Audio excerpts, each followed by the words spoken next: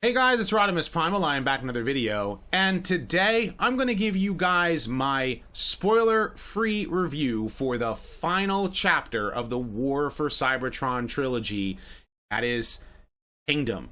And of course, the title Kingdom has to do with the fact that they're introducing Beast Wars characters into this trilogy in a way that I will get into some good things and bad things that I liked.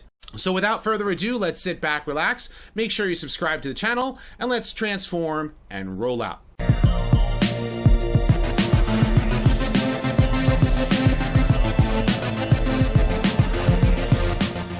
I'd like to thank my patrons and my channel members for your continued support. Consider becoming one, or purchase some merch on my spring store today. Alright, so Kingdom begins quite literally where Earthrise left off. And if you've been following the channel for a while and seen how I have been watching a lot, Siege and Earthrise, I liked Siege, I hated Earthrise. As far as Kingdom is concerned, this is where I'm going to get into it, is that it picks up where Earthrise left off, which was a low note, a really low note.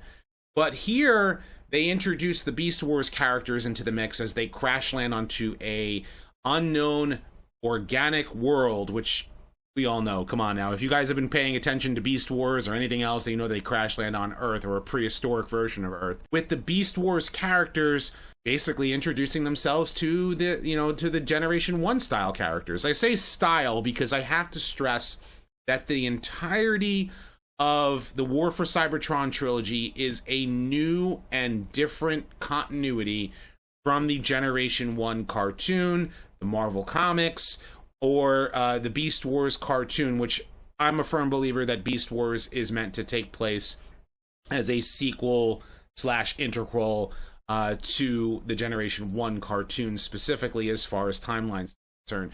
The way that the Marvel Comics it just doesn't line quite up, but that's just my own personal take. Anyway, the way they introduce these characters is pretty cool. I like the transformations, the animation. I think they've fixed a lot of the animation problems that I had with the previous two series. A lot of the movements seem a lot more fluid, and the way that the characters interact, the way the fighting sequences are.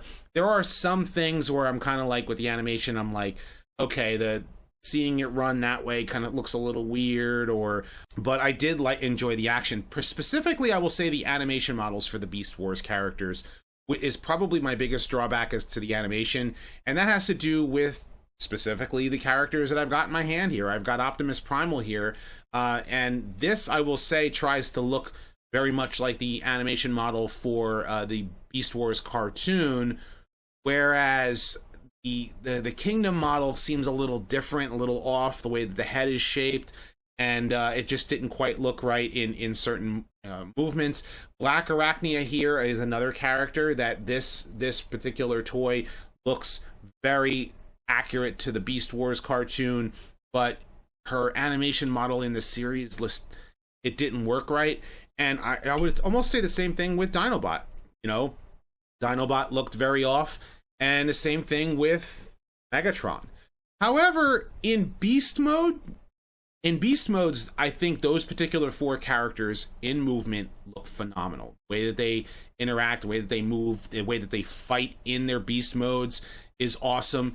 The thing is that because this is a different continuity, they do make sure they do have the characters interacting at the same size as their toys. So if I take this Megatron and place him next to Siege Megatron, he stands the same exact height as he does in Kingdom in the actual animation. So if you're expecting the characters to not be Titans, they're not going to be Titans.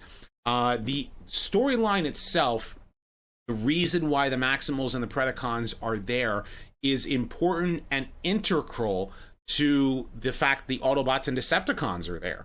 So there's a whole plot as to why that they are interacting, but they don't trust one another. At first, the Maximals are attacking the Autobots, and the Predacons, obviously have like this, interaction where you don't think that they're going to trust each other as far as like the Decepticons and the Predacons are concerned. The other thing that I will say, and right off the bat, if you already know, with both Siege and with Earthrise, which I never really cared for Earthrise in particular, is that the voices on some characters were really good, but other characters really pull it down. You know, I already don't like Optimus Prime as far as his voice is concerned. I just could not take his voice. But Beast Wars had something special with the way the voices were delivered back in the original Beast Wars cartoon. Black Arachnia in this show and Dinobot are really good. Especially Black Arachnia, the way that her whole interactions with everybody in the show is phenomenal. Same thing with Airazor. Dinobot, I liked his voice, but Dinobot, I needed more of that snivel, that growl, that like Scott McNeil was able to deliver, you know? And unfortunately, this show just did not have that. It just, I was expecting to hear that same voice out of Dinobot, and I didn't get it.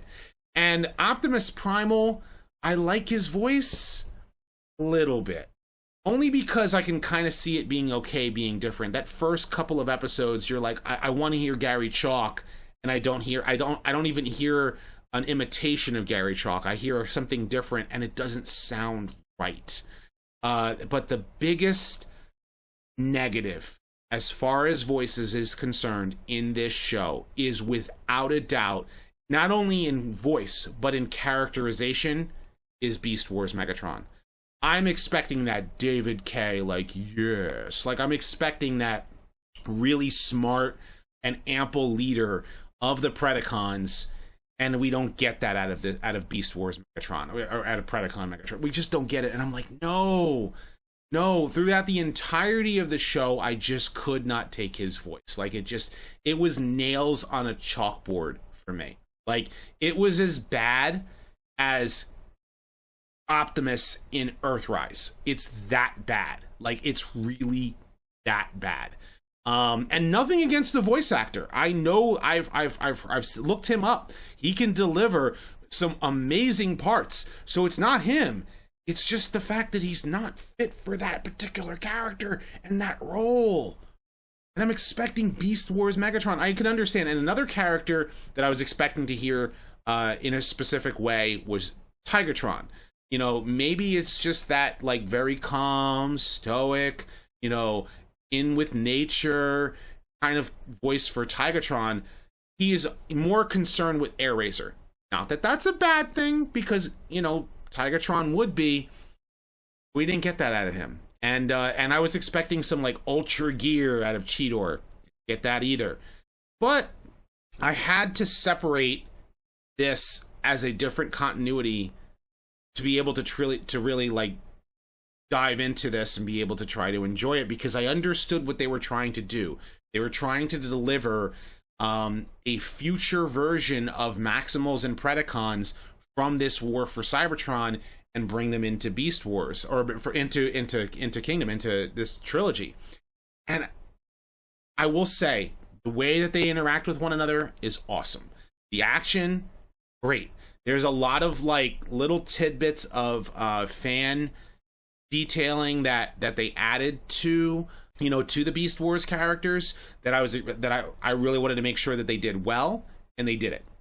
There was a lot of lines lifted from the Beast Wars cartoon that are literally present within this.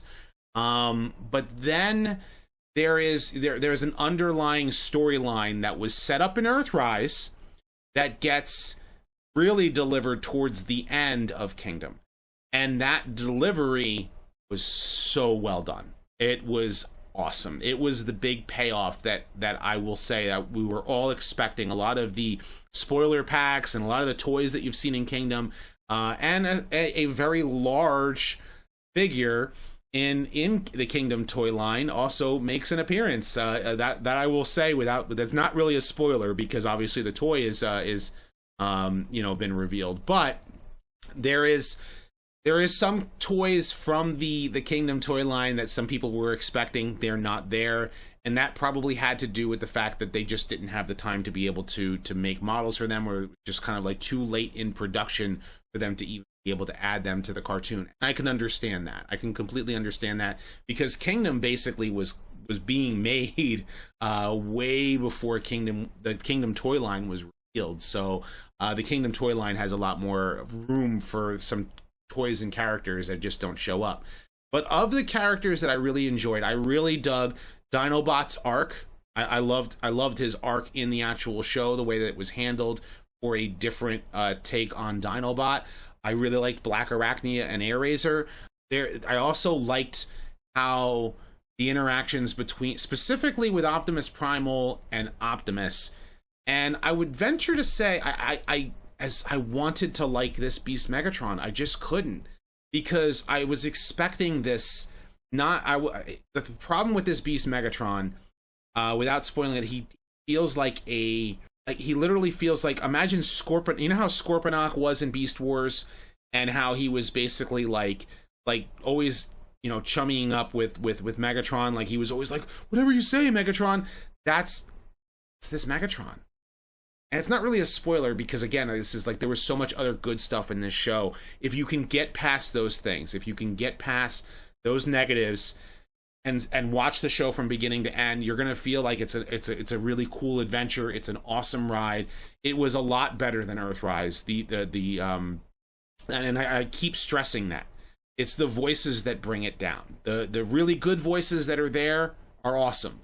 The bad voices really pull the show down in my book. But I will say, as when the show was concluded and when it's all said and done, I think this was the best show in the trilogy. I really do. And I mean, if you say like, well, I hated Siege and Earthrise, so that's not saying much. Look, Kingdom delivered where Earthrise didn't. And Earthrise was such a bad like, I really didn't like that particular series. But you know, Siege I think was done better than Earthrise, and I would say Kingdom was the best of the three. It really was. It was an awesome conclusion to the story. And would I want to see more when it's all said and done in this particular universe?